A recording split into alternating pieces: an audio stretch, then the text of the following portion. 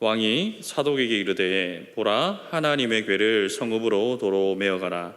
만일 내가 여호와 앞에서 은혜를 입으면 도로 나를 인도하사 내게 그 궤와 그 계신 데를 보이시리라.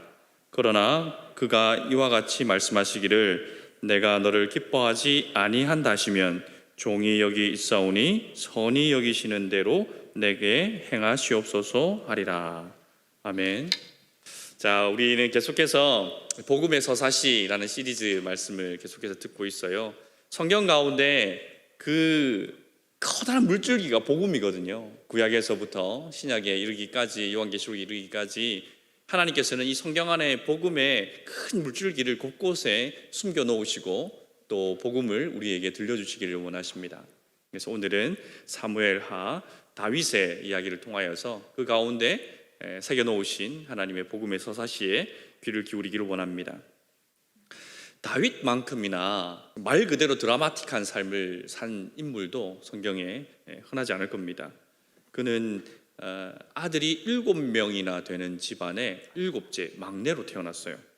그래서 사무엘이 그 다윗의 집에 가가지고 그 아버지 이새에게 아들들을 한 사람 한 사람 나한테 좀 불러와 보십시오라고 요청을 했죠. 그랬더니 첫 아들부터 시작해 장남부터 시작해서 한 사람 한 사람 지나가는데 하나님 말씀하시지 않은 거예요. 아니야, 아니야 다 불렀는데 하나님 끝까지 아니라고 하는 거예요. 그래서 사무엘이 혹시 아들이 하나 더 있어요? 그랬더니 그 막내 그놈 자식 그거 하고 있는데 양치고 있는데 데리고 와볼까요? 그거 안 보셔도 될 것 같은데 데리고 와보라. 이만큼 아버지에게서도 다윗은 막내 아들로서 좀 무시를 당했던 것 같아요. 또 어떤 일화가 성경에 기록되어져 있냐면 이제 전쟁이 나서 형들이 전장에 나가 있으니까 아버지가 그들에게 좀 먹을 것을 좀 갖다 주라라고 시키잖아요. 갔더니 형들이 버럭 화를 내죠. 너 싸움 구경하러 왔지 이놈아. 그 아버지 양떼나 지키고 있지 왜 전장터에 나와가지고 구경이나 하려고 그러냐 이놈아. 이렇게 하는 것처럼 형제들 사이에서도 약간 사랑을 받지 못했던 것 같아요. 그 윤현실에 관하여서는 가족 관계에 대해서는 이 정도 기록이 다인데 유쾌한 기록이 별로 없고 사랑받았다는 기록이 없습니다. 그만큼 그는 가족 안에서 이제 좀 존재감이 없었던 것 같고 아버지의 사랑, 형제들의 사랑을 받지 못하고 큰 것 같긴 해요. 그런데 그곳에서 다윗의 인생이 역전되는 계기가 일어나죠. 무엇입니까? 골리앗을 쓰러뜨리게 되죠. 골리앗을 쓰러뜨려서 단숨에 그는 민족의 영웅으로 발돋움하게 됩니다. 그런데 곧장 그 일로 말미암아서 왕으로부터 미움을 받게 되죠. 다윗은 천천히요, 사울은 천천히요, 다윗은 만만히요라는 노래를 지어 부르니까 사울 왕이 이제 이건 아니잖아 이렇게 시기심이 일어나기 시작하고 경계하기 시작합니다. 그의 딸 미갈을 그에게 주어서 사위로 삼지만 결국 사울은 제가 내 뒤를 이어서 왕위를 찬탈할 거다라는 생각에 사로잡히게 되고 다윗을 죽이려고 합니다. 그래서 왕으로부터 쫓겨다닌 세월이 10년이었어요. 10년 동안 광야 이곳저곳을 쫓겨다니면서 살았고 또 정 안 되어서 이웃 나라로 망명을 했는데 그곳에서도 사울은 천천히요 다윗은 만만히요 할 때 저 다윗 아니야? 쟤 우리 받아들여도 되나? 안 될 것 같은데? 그거 어떻게 했어요? 미친 척 해가지고 수염에 침을 흘리면서 이렇게 문을 긁적긁적하면서 미친 척 하다가 겨우 탈출하기도 하죠. 또 왕이 되었으면 어땠습니까? 이제 왕이 되었는데 전쟁도 없고 자기가 직접 출전하지 않아도 될 만큼 나라가 많이 안정되었을 때 밧세바를 강간하게 되죠. 가늠하게 되고 그래서 하나님으로부터 책망을 받기도 합니다. 그리고 그의 말년에 가장 비극적인 일은 그의 아들 압살롬이 자기의 목에 칼을 겨누는 이 반역이 일어났다는 거예요. 이만큼 다윗은 정말 드라마틱한 삶을 살았습니다. 오늘 본문은 그의 아들인 압살롬이 이 반역을 일으키고 그 아들을 피해서 도망가고 있는 장면을 기록한 말씀이에요. 이 압살롬이 왜 반역을 일으키게 되는지 그 가족사가 좀 있습니다. 장남이 암논이었어요. 암논이 아들이 왕자가 있었는데 그 이복 여동생인 다말이라는 공주를 보고 이놈이 그냥 눈이 돌아갔어요. 그래서 어떻게 해서든지 그 누이랑 이제 관계를 하고 싶은데, 그래서 쌈벽을 있으니까 아픈 척 하다가 그 간호 좀 해달라고 불러가지고 그때 이렇게 하면 되지 않을까요? 그랬더니 어우 좋다고. 그래 결국 이 암논이 다말을 거절합니다. 그리고 자기 욕정을 채우고 난 다음에 그냥 돌려보내버려요. 그러면 안 되잖아요. 안 간다고 그러니까 처음에는 이러면 안 된다고 다말이 극구 거부했는데, 그 나중에 되니까 자기를 쫓아내려고 하니까 나를 쫓아보내면 안 된다고. 이렇게 일이 일어났으니까 나랑 결혼을 하든지 어떻게든 술을 썼어야 되는 거죠. 근데 이 암놈이 못된 놈인 거죠. 가라고 거의 쫓아내듯이 쫓아냅니다. 그 다말의 오라비가 압살롬인 거예요. 압살롬이 여동생인지 누이라고 표현되어 있어가지고 정확하게 모르겠습니다. 누이가 그렇게 욕을 당하고 돌아온 모습을 압살롬이 그대로 보고 있었던 거예요. 그럼 여러분 마음 같아 어땠을 것 같습니까? 굉장히 분노가 치밀어 올랐겠죠. 그러면서 누구를 봤을까요? 아버지 다윗을 봤겠죠. 아버지가 이 사건을 정리하시고 암논을 책망하시고, 또 이렇게 일이 벌어졌으니까 둘이 결혼을 시키든지 뭐 어떻게 술을 쓸 거라고 생각했는데 다윗이 아무런 조치를 하지 못해요. 그냥 그렇게 흘러갑니다.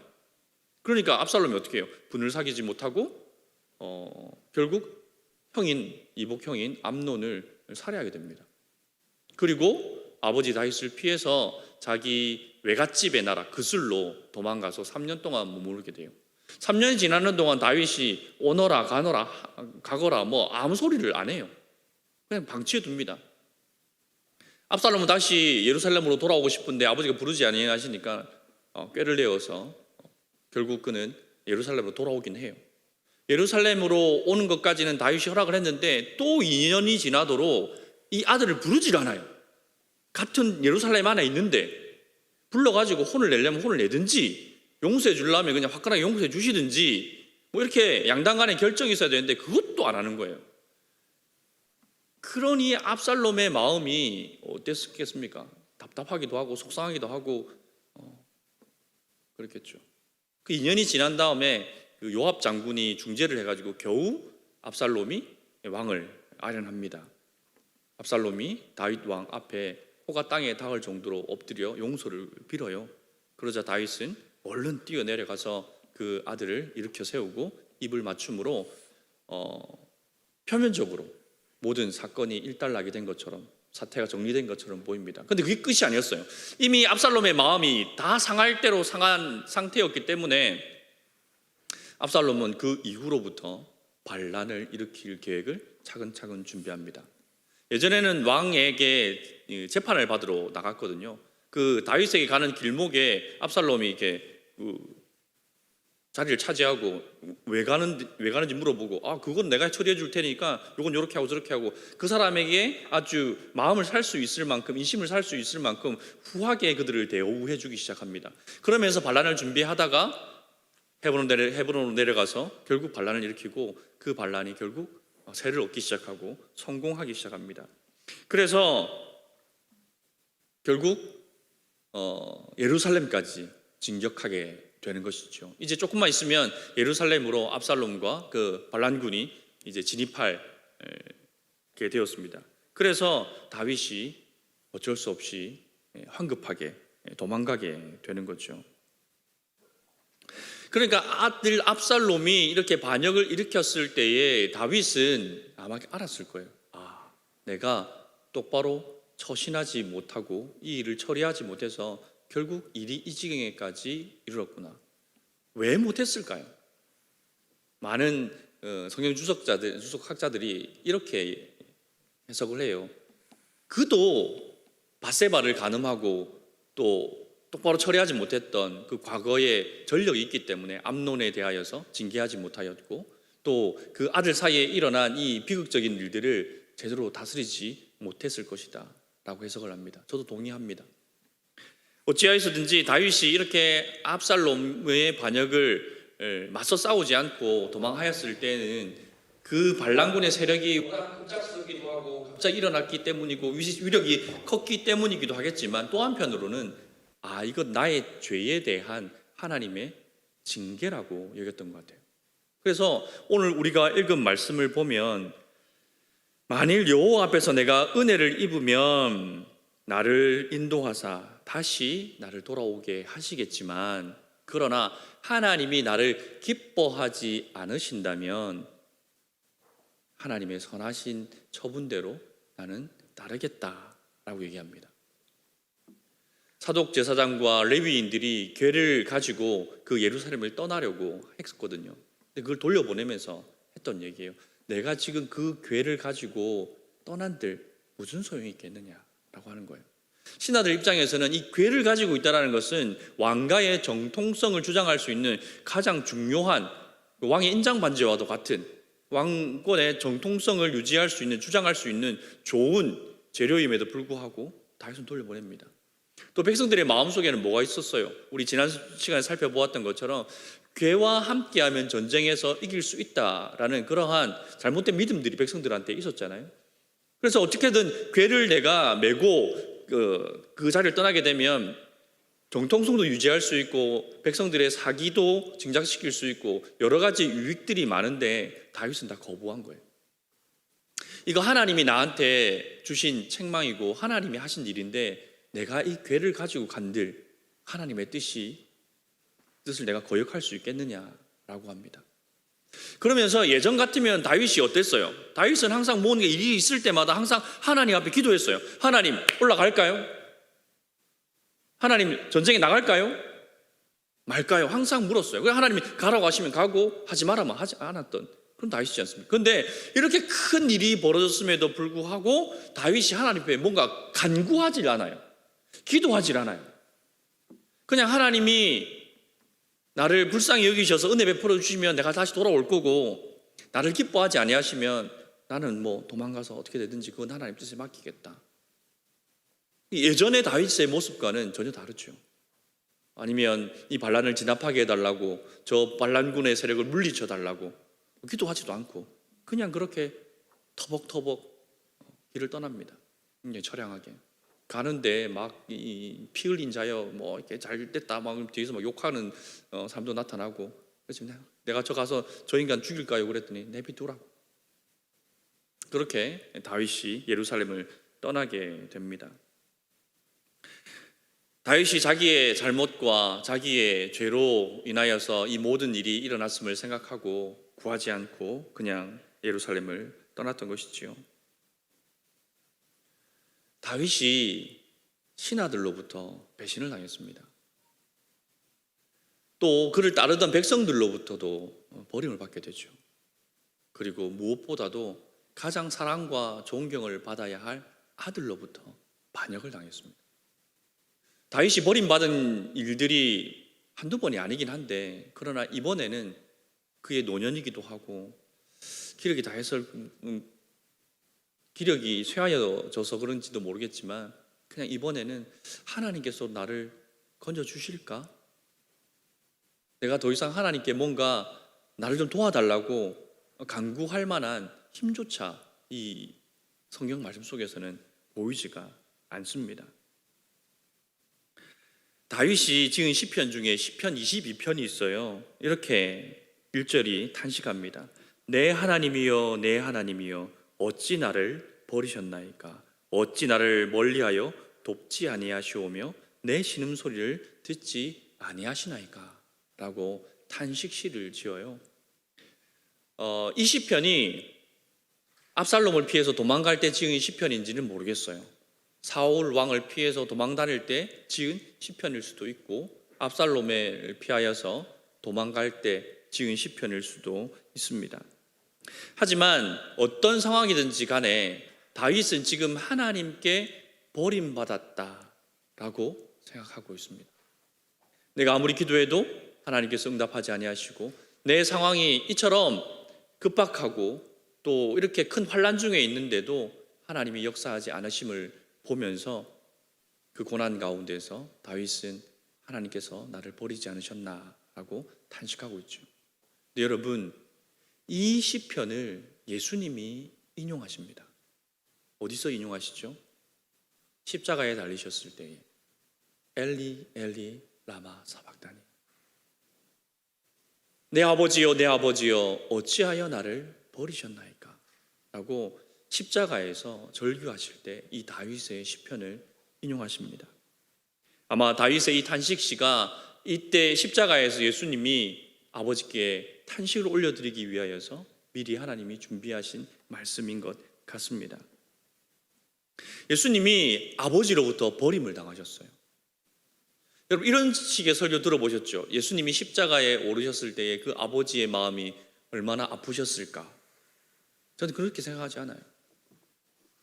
아들을 십자가에 올려보내시면서 그 아버지의 마음, 예수님의 마음, 성부의 하나님 아버지의 마음이 그 성자를 향하여서 사랑하는 마음이 없지는 않았겠지만, 그러나 그 십자가에서 예수님이 겪은 하나님 아버지는 어떤 아버지냐면 죄를 용서하지 아니하시고 죄인들을 향하여서 진노하시는 그 아버지를 만났어요.